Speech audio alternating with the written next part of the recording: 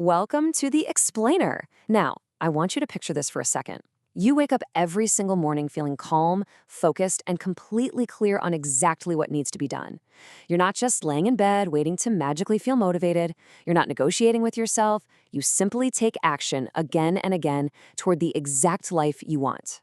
Well, today, we are unpacking a highly effective system from our source material designed to help you build exactly that kind of unbreakable discipline. Okay, let's dive right into this. Here is our roadmap for today. We'll start with the myth of discipline. Then we'll move through the 4 stages. Stage 1, strong roots. Stage 2, the stem. Stage 3, the bloom. And stage 4, thriving. Finally, we'll wrap up with your 7-day challenge. All right, section 1, the myth of discipline. It's a skill, not a treat. So, let's kick things off by dismantling a pretty massive misconception. Ask yourself this: what if discipline wasn't actually a personality trait at all? We tend to look at high performers and just kind of assume they were born with this innate superhuman ability to do hard things. But the source material makes a really crucial point here. Discipline isn't something encoded in your DNA. It's not some genetic lottery you either won or lost at birth. It is literally something you actively build.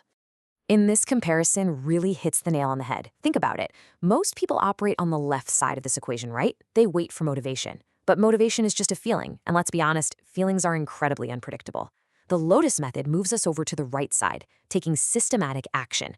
It gives us a simple, repeatable framework designed specifically to break bad habits and develop reliable self-control. And the best part? It doesn't depend on whether you happen to feel like it today. Moving on to section 2, stage 1, strong roots, creating a strong mental base. So we're using the metaphor of a lotus flower throughout this system. And just like every beautiful lotus starts deep down in the mud, your discipline has to begin with a really strong, grounded mindset. Notice how bluntly this is stated. If your reason is weak, your discipline will be weak too. This is step 1 of the root stage, finding absolute clarity. You have to ask yourself exactly why you even want to be disciplined. Because when that alarm goes off at 5 a.m. or when a massive sugar craving hits, if your underlying purpose doesn't hold you steady, you're going to fold the second things get uncomfortable. Okay, so how do we actually establish these roots? The approach outlines 3 foundational actions. First, as we just talked about, is finding that clarity of purpose. Second is shaping your environment. Listen, discipline isn't just about white-knuckling your way through the day with pure willpower. It's about how you set up your life. If your phone is sitting right next to you, you're going to check it. The doom scroll is totally real. If there's junk food in the pantry, you're going to eat it.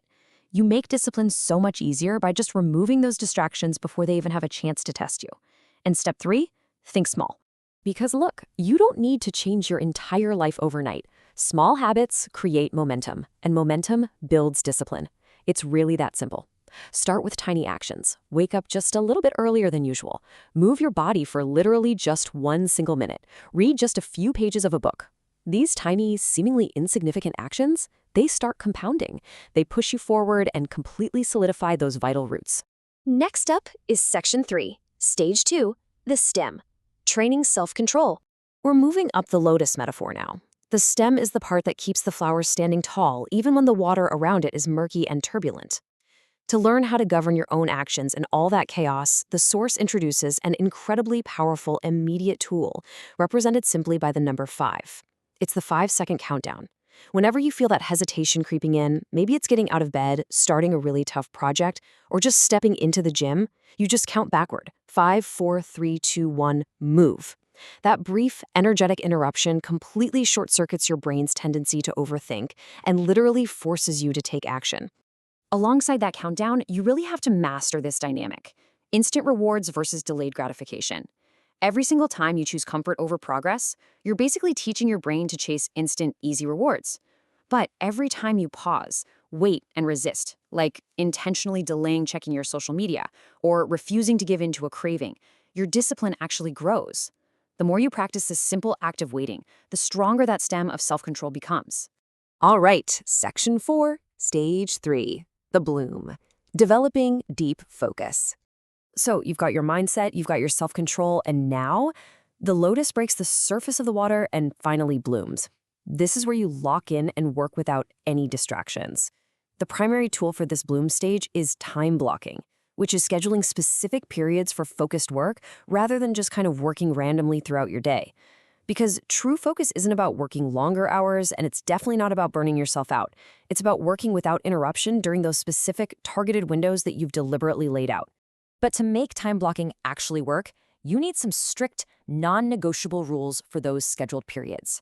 First, silence your notifications. Second, put your phone entirely away. Seriously, lock it in a drawer or hide it in another room if you have to.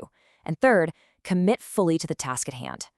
By enforcing these hard boundaries during your time block, you allow your focus to fully bloom. You'll probably find yourself achieving in 1 hour what used to take you 3.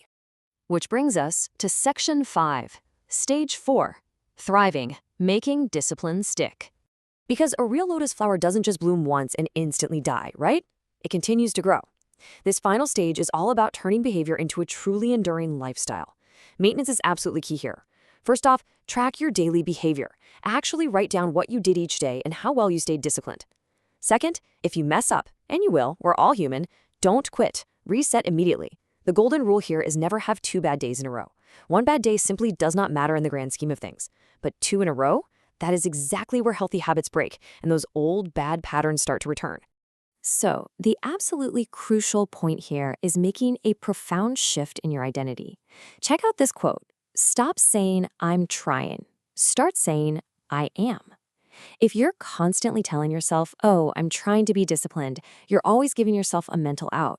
But when you declare, I am disciplined, your entire identity changes. And when your identity changes, your actions automatically follow suit. Finally, Section 6, your 7-day challenge. Put the Lotus Method to work.